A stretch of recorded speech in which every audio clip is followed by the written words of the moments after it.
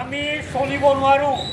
এই বস্তুখিনিৰ দাম দিনক দিনে বাঢ়ি বাঢ়ি এনেকুৱা এটা পৰ্যায় পাইছে যে আমি সাধাৰণ মানুহে এই বস্তু এতিয়া কিনিব নোৱাৰা হৈ গৈছে। এইটো এটা মূল কথা। যে গতিকে প্ৰশ্ন আহিছে যে চৰকাৰ আছেনে নাই?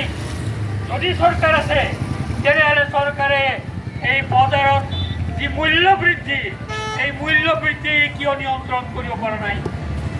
আজি দেশত ডাবল ইঞ্জিনৰ চৰকাৰ চলি আছে। কেন্দ্ৰত পৃথিৱীৰে এটা শক্তিশালী প্ৰধানমন্ত্ৰী নৰেন্দ্ৰ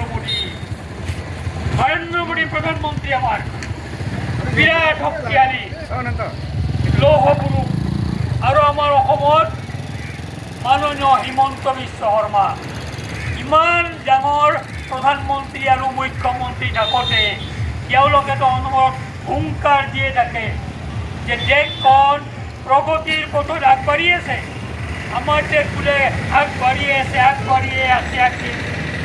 তাৰ উদাহৰণ দিছে যে আমি আজি চন্দ্ৰত যাই পাইছোঁ। ভাৰতবৰ্ষ ইমান উন্নতি কৰিছে, আমি চন্দ্ৰত গৈ পাইছোঁ। ভাৰতবৰ্ষ ইমান উন্নতি কৰি আছে, কেনেকৈ উন্নতি কৰি আছে যে গোটেই পৃথিৱীৰ ডাঙৰ ডাঙৰ নেতাবিলাকক আমি ভাৰতবৰ্ষত মাতি আনি 2 দিনীয়া সন্মিলন পাতিছোঁ। 2 দিনীয়া সন্মিলন।